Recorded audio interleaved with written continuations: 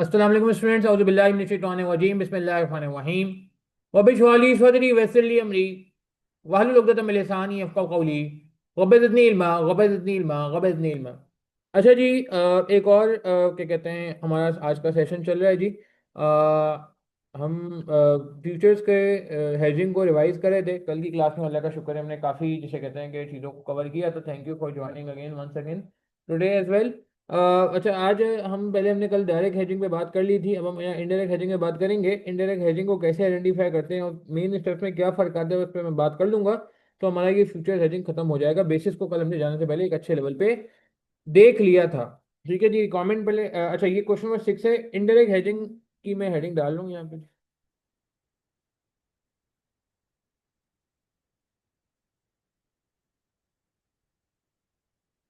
फिर हमें जल्दी से ऑप्शन हेजिंग पे आना है और फिर इंटरेस्ट हेजिंग पे आना है।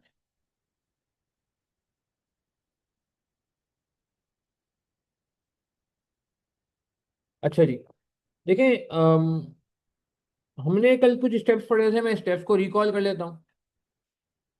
स्टेप वन था हेज स्ट्रेटेजी। ठीक है, एक एग्जांपल के थ्रू मैं बात सामने करता रहूंगा ताकि आपको समझ भी आए कि मैं क्या बातें करने जा रहा हूँ।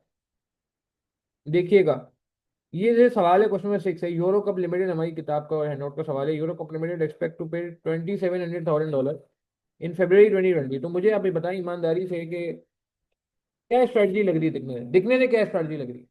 दो ही होती है hedge strategy, buy now sell later होती है और सेल नाउ बाय लेटर होती है। जल्दी से बता दें अभी दिखने से क्या लग रही है, आगे नहीं बात कर रहा मैं। सिंपल डायरेक्ट हेजिंग अगर हम समझ रहे हो तो क्या स्ट्रेटजी लग रही है, पूरी स्ट्रेटजी बताएं ना हसन अमान। हाँ बिल्कुल सही है, वेरी गुड। और बाकी लोग जो इतने सारे माशाल्लाह लाइव में आए हुए हैं, क्या स्ट्रेटजी होगी अगर इन्होंने पेमेंट करनी है डॉलर की बाद में, कि यूरो में बैठे हैं, यूरो मीन यूरोप में बैठे हैं और इन्हें डॉलर पे करने हैं, तो स्ट्रेटजी क्या होगी? बिल्कुल सही है एडमिन, सही कह रहे हैं नयाब अमीन, सही कह रहे हैं नेहा इफ्तिखार, सही कह रहे हैं ताहा नईम, यमुना अली सही कह रहे हैं, बिल्कुल सही है रिमाल, बिल्कुल सही है। बाय नाउ सेल लेटर, दानिया नगी सही कह रहे हैं, दाऊद भाई सही कह रहे हैं। बाय नाउ सेल लेटर, ठीक है जी।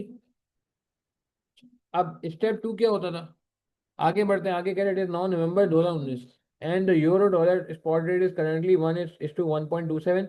How might the company has its current currency exposure using currency future if the price for euro currency future is 1.282 for December future and 1.145 for March future. कौन सा future select करेंगे? दो future आपके सामने, दिसंबर और मार्च, कौन सा फ्यूचर आपके काम का है? Step two, choice of the month, choice of the contract month. जी, कल की क्लास रिवाइज हो रही है थोड़ी सी, तो इसी बारे में इंडायरेक्ट हेजिंग भी बता दूंगा। कौन सा महीना सेलेक्ट करना है, ता नहीं बाकी लोग बताएं। सही कह रहे हैं दाऊद भाई, आगे बताएं। दाऊद बे लिखा हुआ है शायद। नहीं यार, असल नहीं, मार्च कैसे हो गया लड़के? सही कह रहे हैं नायाब, नहीं नायाब फेब्रवरी का तो अवेलेबल ही नहीं है। एक मिनट, ट्रांजेक्शन कब करनी है? अच्छा हाँ सही है, बिल्कुल नहीं, दाऊद भाई आप सही नहीं कह रहे हो, हसन नईम सही कह रहे हो, सॉरी। नया फेब्रवरी में तो अवेलेबल ही नहीं है, दिसंबर सेलेक्ट नहीं कर सकते ना। दिसंबर कैसे सेलेक्ट करेंगे? दिसंबर तो पहले याद है टाइमलाइन बनाई जाती थी। टाइमलाइन नहीं बना भूला करें यार, टाइमलाइन लाजमी बनाए। आज हम कहाँ खड़े हैं? नवंबर 2019 में। ट्रांजेक्शन कब करनी है? फरवरी 2020 में। अगर मैं दिसंबर कॉन्ट्रैक्ट लूंगा तो ये तो मुझे दगा कर देगा, धोखा दे देगा, छोड़ के चला जाएगा, बीच में एक्सपायर हो जाएगा, खत्म हो जाएगा, रिमूव हो जाएगा, तो मेरा ये इतना सारा पीरियड फिर अनहाइज रह जाएगा ना यार। तो हर चीज़ के पीछे लॉजिक है, कोई रटा शटा नहीं लगाने की जरूरत है। दिसंबर फ्यूचर नहीं सेलेक्ट करेंगे, हम सेलेक्ट करेंगे मार्च फ्यूचर। ठीक हो गई बात? सही है, क्लियर हो गया? नायाब क्लियर है आपको? और बाकी एडमिन साहब आपको क्लियर है? बिलाल इन्वेस्टमेंट बिलाल हो चुका है यार चंदा पहले। तो मार्च फ्यूचर सेलेक्ट करना होता है। ये डायरेक्ट एजिंग की बातें हो रही हैं ताकि अभी मैं इनडायरेक्ट एजिंग बताऊंगा तो आपको प्रॉब्लम ना हो। तो फिर उसके बाद हम क्या करते थे, उसके बाद नंबर ऑफ कॉन्ट्रैक्ट्स निकालते थे। अब यहाँ पे गेम समझ लें, यहाँ पे टर्निंग पॉइंट है। Now this is the turning point of the question, now this is the turning point of the concept. Now, what's the turning point? Let's see. Let's see. Suppose the spot rate is 1.21 when the dollar payment is made in February and the price of March future is 1.224. What would be the effective exchange rate obtained for the dollar payment as a result of your hedge? Euro future है, amount 5 lakh euro है, टिक size है 0.0001। टिक पे मैं बात कर लूंगा, ये सिर्फ बात करूंगा।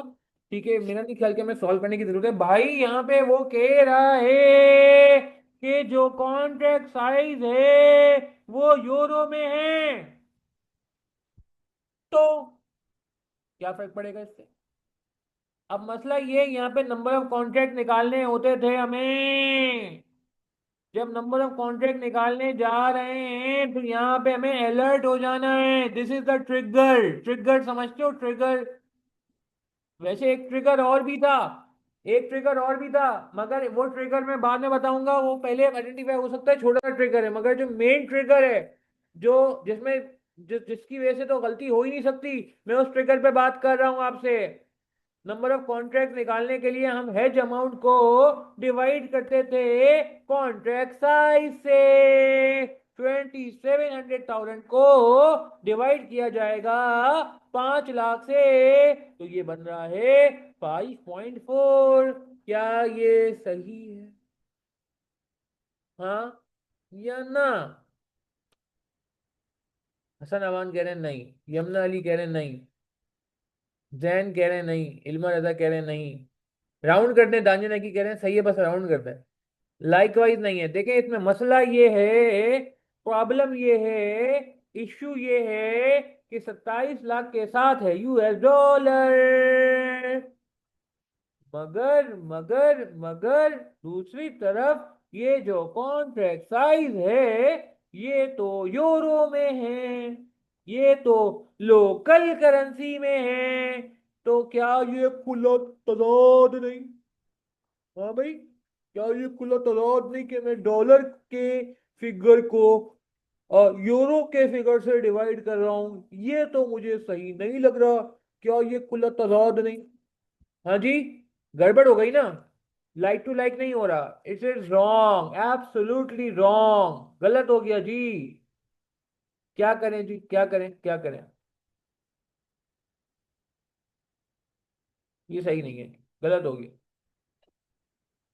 अब क्या करना पड़ेगा? लाइक पे लाइक करना पड़ेगा, कन्वर्जन करनी पड़ेगी। Now this is called indirect ageing, now that's why it's called indirect ageing.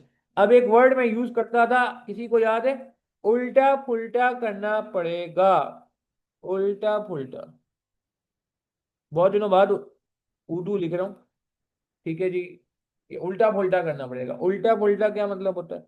उल्टा पुल्टा मतलब होता है अब हमारी स्ट्रैटेजी चेंज हो जाएगी। Why this strategy should change? This strategy is not relevant right now, we shouldn't be following this strategy buy now. Sell later. Why? Because अब रिवर्स करना है काम। रिवर्स क्यों करना है? अच्छा, क्या मैं कहता हूँ कि डॉलर बाय करने हैं, यानी कि यूरो सेल करने हैं।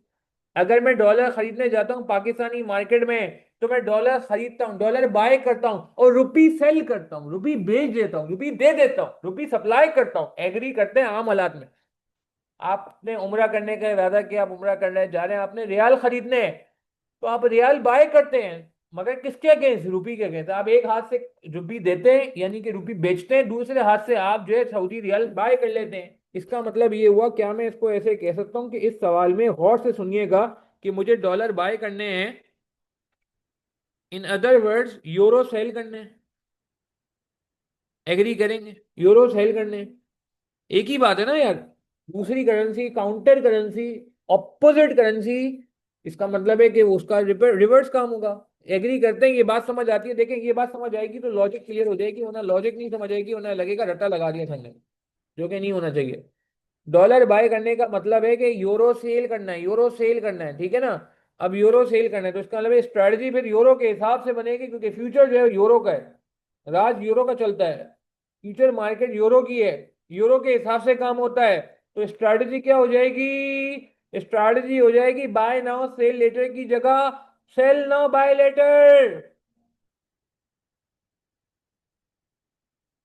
ये क्या कर दिया सर आपने?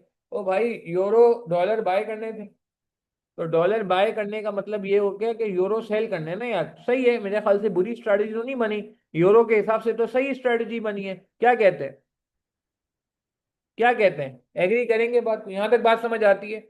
ये मैंने ब्लैक से जो चेंजेस किए हैं ये समझ आती हैं? ये पहली चेंज समझ आई। पहली चेंज ये हुई कि स्ट्रैटेजी हमारी चेंज हो गई, स्ट्रैटेजी हमारी रिवर्स हो गई, स्ट्रैटेजी हमारी ऑपोजिट हो गई, और उसका रीजन, उसकी लॉजिक, उसका रैशनल, वो मैंने आपको बता दिया है।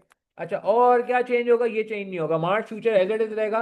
नंबर ऑफ कॉन्ट्रैक्ट से पहले निकालना पड़ेगा converted amount, like to like करना पड़ेगा, एप्पल टू एप्पल करना पड़ेगा।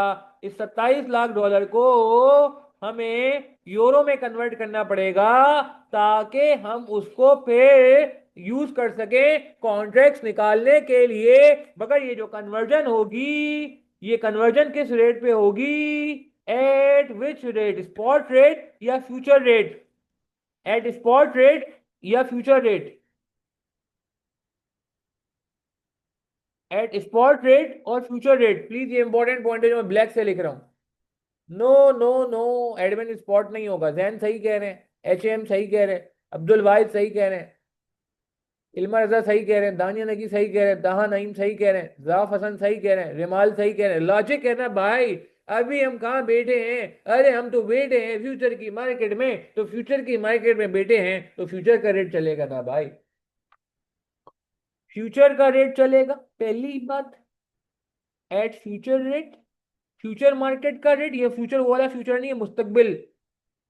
हाथों की लकीर को देख के मुस्तकबिल बता देते हैं नजोमी, उनको अपना कुछ नहीं पता होता, बेचारे खुद फुटपाथ पे बैठे होते हैं। है। अच्छा, आगे। On which date, on which date. देखें इल्मा, एक बात मुझे बताएं कि ये जो नंबर ऑफ कॉन्ट्रैक्ट निकाले जा रहे हैं, ये क्यों निकाले जा रहे हैं? ये फ्यूचर्स की हेजिंग के लिए निकाले जा रहे हैं ना। अभी तो हम फ्यूचर्स के अंदर है ना, जब तक गेन लॉस नहीं ले लेते हम फ्यूचर की दुनिया से बाहर नहीं जा सकते। स्टेप 3 के बाद हम फ्यूचर की दुनिया से बाहर जाएंगे। इसका मतलब है स्टेप 1 फ्यूचर्स की दुनिया के लिए, स्टेप 2 फ्यूचर की दुनिया के लिए। तो जब मैं फ्यूचर्स की दुनिया में हूं, तो तो तो अगर मैं कन्वर्ट करूंगा डॉलर को, क्योंकि मसला ये है कि न्यूमरेटर पे भी यूरो होना चाहिए, वरना ये गलत हो जाएगा। अगर न्यूमरेटर पे यूरो नहीं हुआ तो मैं फंस जाऊंगा, मैं कन्वर्जन नहीं कर सकता, क्योंकि मेरा कॉन्ट्रैक्ट साइज डिनोमिनेटर पे वो पाउंड, वो यूरो है। तो लाइक विथ लाइक करने के लिए मुझे ऊपर वाली फिगर को भी यूरो में लाना होगा, वरना मैं उम्र भर इस सवाल का सही कॉन्ट्रैक्ट नहीं निकाल सकता। तो मुझे कौन सा रेट यूज करना होगा? फ्यूचर का रेट यूज करना होगा। और किस डेट पे यूज करना होगा, इसकी भी लॉजिक है। ये जो नंबर ऑफ कॉन्ट्रैक्ट सेलेक्ट होते हैं, ये किस डेट पे होते हैं? ये हेज डेट पे होते हैं या ट्रांजेक्शन डेट पे होते हैं? ये कॉन्ट्रैक्ट किस डेट को कैलकुलेट होते हैं भाई? हेज डेट या ट्रांजेक्शन डेट? बिल्कुल सही कहा आपने। बाकी लोग बताएं। Very good. ये नंबर ऑफ कॉन्ट्रैक्ट कैलकुलेट होते हैं जिस दिन सेटअप लग रहा होता है। Very good, hedge date. तो अगर हेज डेट को देखो, हेज डेट यानी कि नवंबर का देखो, ऑन हेज डेट।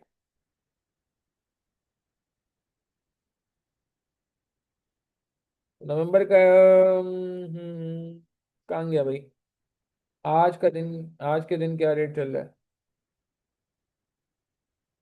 ठीक है, 1.145। फेब्रवरी का बाद में देखना, फेब्रवरी का भी क्लेम नहीं है। तो कितना आ गया, जरा डिवाइड करेंगे यार आप लोग। जी। बिलाल चंदा, ये तुम अपना नेट चेक करो। 2700,000 डिवाइड बाई 1.145। बहुत आसान सा कॉन्सेप्ट है, कन्वर्जन करनी पड़ेगी फ्यूचर मार्केट में रहते हुए, फ्यूचर के रेट पे। मगर किस डेट पे? हेज डेट पे। क्योंकि ये जो हम हेजिंग करने जा रहे हैं, उसी दिन पता करना है कितने कॉन्ट्रैक्ट हमने बाय करने हैं, कितने कॉन्ट्रैक्ट हमें काम करना है। 5.4 आ रहा है? नहीं 5 पॉइंट नहीं, अरे ये क्या आ रहा है? अरे रेमाल, नहीं 5.4 तो आपने गलत निकाला था, वो तो रॉन्ग था ना। तो 2300 को डिवाइड करो आप इससे। हाँ, 2358079। अब ये यूरो में आ गया। अब नंबर ऑफ कॉन्ट्रैक्ट निकल आएंगे आसानी से।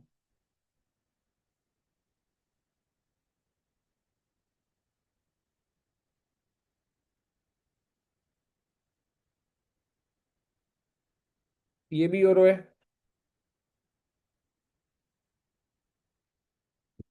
ये भी यूरो। नंबर ऑफ कॉन्ट्रैक्ट निकाल लें, कितने आ रहे हैं? 4.7।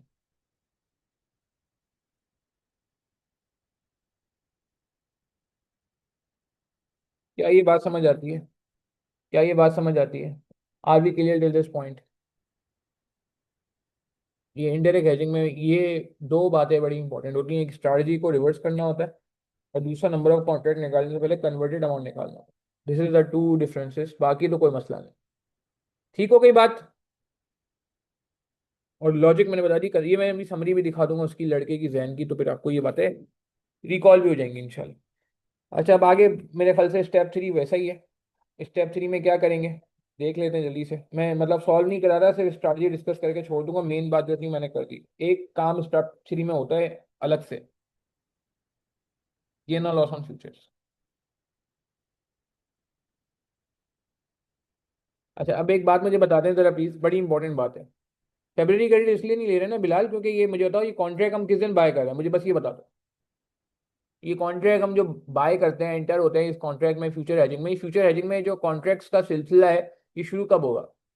अगर तो ये हेज डेट पे फरवरी को शुरू, सॉरी, अगर ये फरवरी में शुरू होगा, ट्रांजेक्शन डेट को शुरू होगा, तो मुझे ट्रांजेक्शन डेट पे काम करना चाहिए। और अगर ये मुझे आज आज ही मुझे हेजिंग जिस दिन कर रहा हूँ उस दिन मुझे ये आइडेंटिफाई होना चाहिए कि मैंने कितने कॉन्ट्रैक्ट खरीदने हैं हेजिंग को इफेक्टिव बनाने के लिए, हेजिंग को इंश्योर करने के लिए, तो फिर मुझे आज का रिड्यूस करना चाहिए। सिंपल लॉजिक है बिलाल, क्या कहते हो? आप मेरी बात समझ रहे हो? हेजिंग तो आज हो रही है ना यार। मैं कॉन्ट्रैक्ट बाद में खरीदूंगा तो भाई फिर मैंने हेजिंग कब की? हेजिंग तो आज करनी पड़ेगी, एडवांस में करनी पड़ती, पहले से करनी पड़ती है, इसीलिए टाइमलाइन बनाई गई थी आपके लिए, ये थी टाइमलाइन। ये हेज डेट है, और ये टी डेट ट्रांजेक्शन डेट है। ठीक है, क्लियर है? रेट को डिवाइड क्यों किया है? अच्छा, ओके, ये अच्छा सवाल है। इसका जवाब मुझे पहले दे देना चाहिए था। इसको डिवाइड क्यों किया, ये यमुना अली का सवाल बहुत अच्छा है, वेरी गुड। हमेशा डिवाइड नहीं होता वैसे, हो भी सकता है, अक्सर अक्सर आई कैप में भी डिवाइड होता है, मगर बात वैलिड है, तो इसके पीछे लॉजिक वही है। तो हम फिर वो कल वाला काम कर लें, छोटा सा छोटा सा, ज्यादा डिटेल में नहीं करेंगे। ये क्या लिखा हुआ है भाई? 1 यूरो इज इक्वल टू इतना डॉलर। यूरो वर्सेस डॉलर एक वो लगा लेते हैं ना, ये हम ना इस तरह लिख दें हम। ये कल जैसे बात की थी, रेशियो बना लें। वेरी नाइस क्वेश्चन, ये अच्छा है सवाल थे। ये के रटा लग जाए आप लोगों का, पेपर में चेक कर लेना चाहिए। यूरो 1 है, डॉलर 1.27 है, और अभी यूरो आपको डॉलर दिया हुआ है 27 लाख। डॉलर के नीचे डॉलर लिख देंगे, और ये एक्स होगी। तो जरा ट्रेंड आइडेंटिफाई करें हो क्या रहा है। मैं खुद भी देखें इसी तरह आइडेंटिफाई करता हूँ। 1 into 27 cross multiply this into this, ठीक है ना? ऐसे कर लिया चलो, और दिस इंटू दिस। तो ये रेट आपस में क्या हो रहे हैं, आपस में ये 1.27 जो रेट है डिवाइड हो रहा है, तो डिवाइड कैसे? अब आपको क्लियर है? Is this fine? ठीक है। अच्छा चले, अब आ जाए जल्दी से, बस इसको क्लोज करना है मुझे यार, फिर मुझे आगे बढ़ना है, क्योंकि बहुत सारा आगे और भी काम बाकी है हमारा, आज के दिन कवर करना है। अच्छा, गेन लॉस इन फ्यूचर में हम क्या कहेंगे, ऑलरेडी बॉट या ऑलरेडी सोल्ड? जल्दी जल्दी बता दें।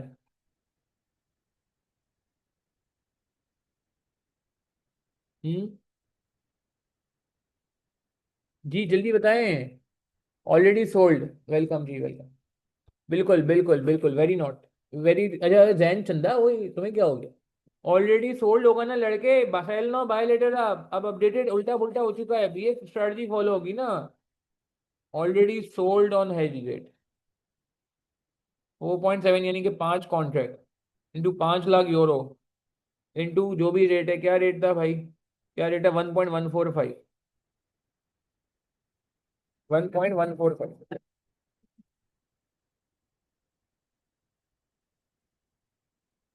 ठीक है,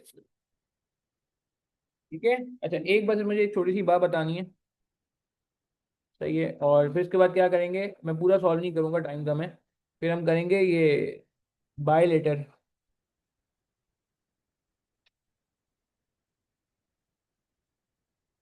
अच्छा, मुझे एक बात बताएं, ये जो गेन और लॉस आएगा, अभी टाइम नहीं है यार, अभी शॉर्ट शॉर्ट शॉर्ट चलो। ये जो गेन और लॉस आएगा मुझे बताओ, ये डॉलर में आएगा या रुपये में आएगा? ये लोग गलती कर देते हैं इसमें आजकल। और रुपये कह रहा हूँ, यूरो में आएगा या डॉलर में आएगा? ये इंपॉर्टेंट सवाल है। हाँ, मैंने रेट चेंज करवाया था, सही कह रहे हो आप। अच्छा, बाई लेटर का रेट वो तो मैंने उस वक्त कराया है, मैंने इसीलिए बाई लेटर करवा नहीं रहा मैं, HM। सही कह रहे हैं, मैंने रेट चेंज कराया था। अब ये देखो, दो दो आंसर आ रहे हैं। अब ये यार, ये ध्यान में रखो, ये जो गेन आएगा ना, गेन, ये गेन आएगा, ये गेन आ रहा है इसमें, यूरो में आएगा, नहीं डॉलर में आएगा क्या, सॉरी। तो इसको फिर कन्वर्ट करना पड़ता है, ये भी वही इंपॉर्टेंट पॉइंट है, ब्लैक से लिखूंगा कि कन्वर्ट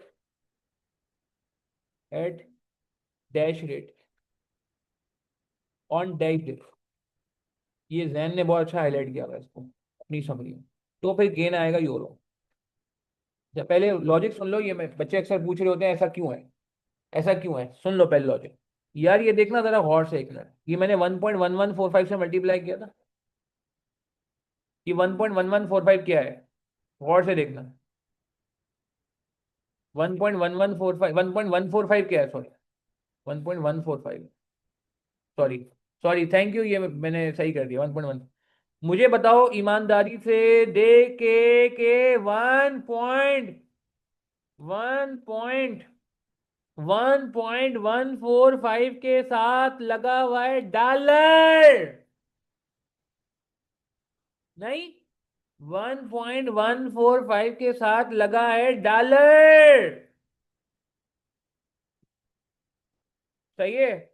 इसका मतलब जब ये मल्टीप्लाई हो गया 1.145 से, जाके डॉलर है डॉलर, इसका मतलब है कि जब ये मल्टीप्लाई हो गया 1.145 से, इसका मतलब है कि ये जो आंसर आएंगे ये डॉलर में आएंगे, ये डॉलर में आएंगे, ये डॉलर में आएंगे, तो गेन भी किस में आएगा, डॉलर में आएगा। क्या ये बात समझ आई आपको, एडमिन, क्लियर है। दानिया ने की, आप भी चेक कर लें। नेहा इफ्तिकार, और किसने कहा था, रिमाल सैयद, कोमल, सारी फीमेल्स का आंसर यूरो आया हुआ था, माशाल्लाह, ये बड़ा इत्तेफाक है। खैर अभी क्लियर है सबको, चले माशाल्लाह, दैट्स ग्रेट।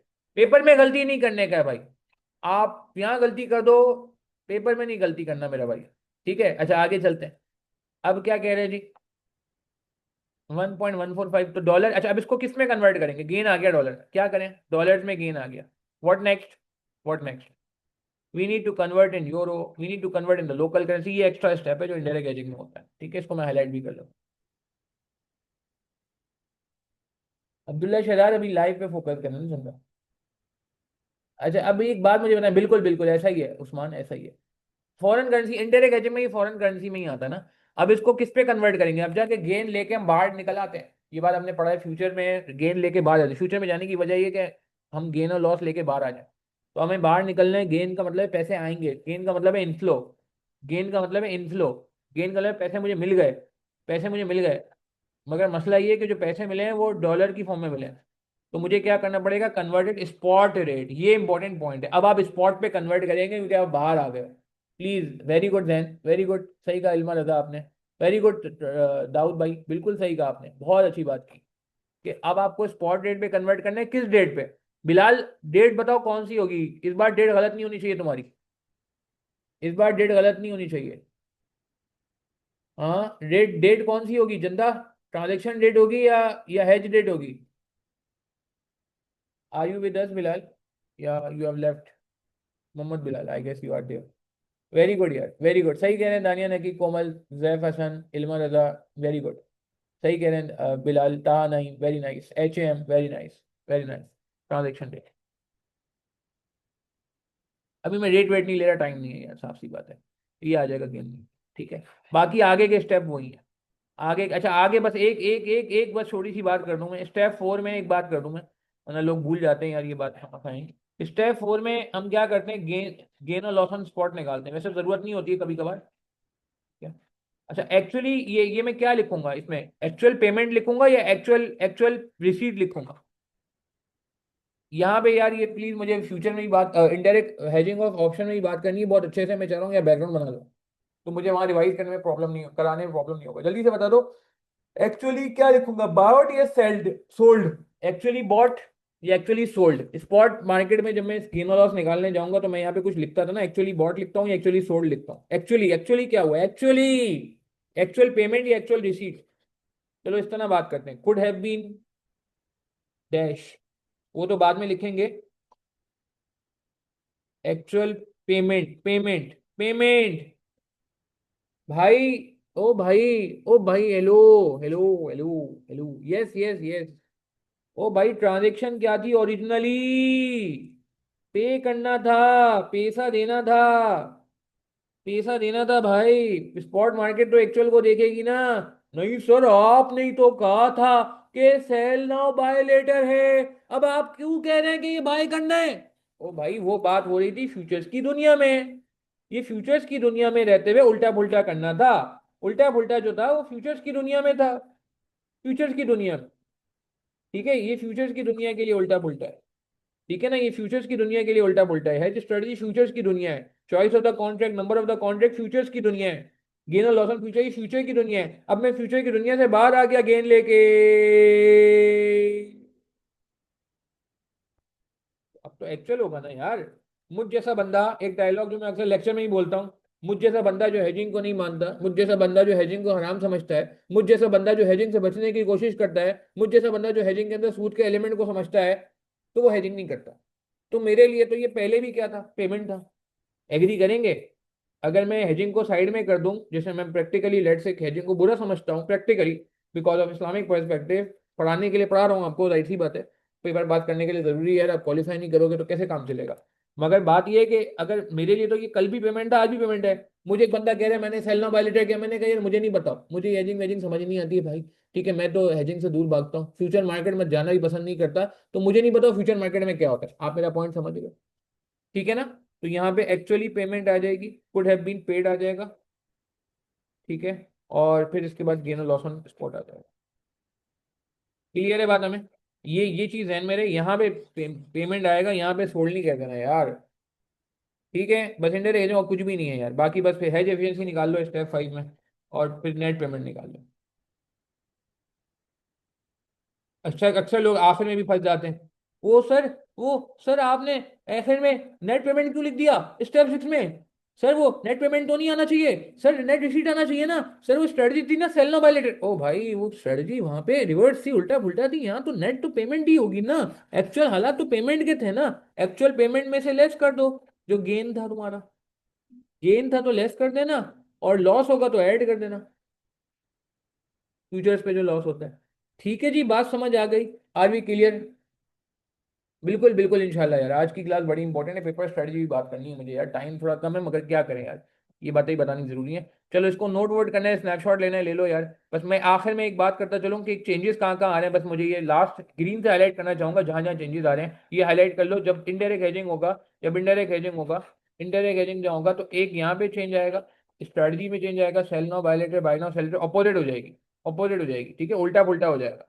और दूसरा चेंज आएगा, नंबर ऑफ कॉन्ट्रैक्ट से पहले आपको कन्वर्टेड अमाउंट निकालनी पड़ेगी। ठीक है, कन्वर्टेड अमाउंट निकालनी पड़ेगी, फिर नंबर ऑफ कॉन्ट्रैक्ट निकलेंगे। और तीसरा चेंज ये आएगा कि जब गेन और लॉस निकल आएगा फ्यूचर्स में, तो उसको आपने क्या करना पड़ेगा, उसको भी कन्वर्ट करना पड़ेगा। तो ये तीन मैं समझता हूँ बड़े चेंजेस हैं, बाकी पूरा सवाल हाईलाइट है, देख रहे हैं मैंने जो ग्रीन से हाईलाइट किया है।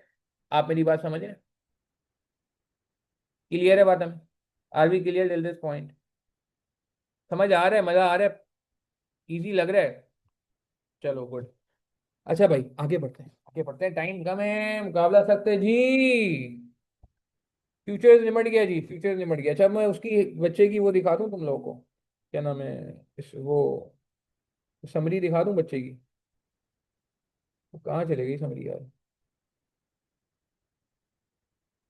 चलो मैं देखता हूँ, मैंने कहीं वो भी समरी दिखाता हूँ तुम्हें। तो मुझे बताएं, ये इसको नोट कर लें यार, ये इंडायरेक्ट हेजिंग बहुत इंपॉर्टेंट था, क्योंकि पेपर में आइडेंटिफाई कैसे होगा वो भी बता दिया, और तीन जगह चेंजेस आएंगे आपके सामने स्क्रीन पे है यार। चलो माशाल्लाह, दैट्स ग्रेट, बस दुआ में याद रख लेना भाई मुझे, और कुछ नहीं चाहिए।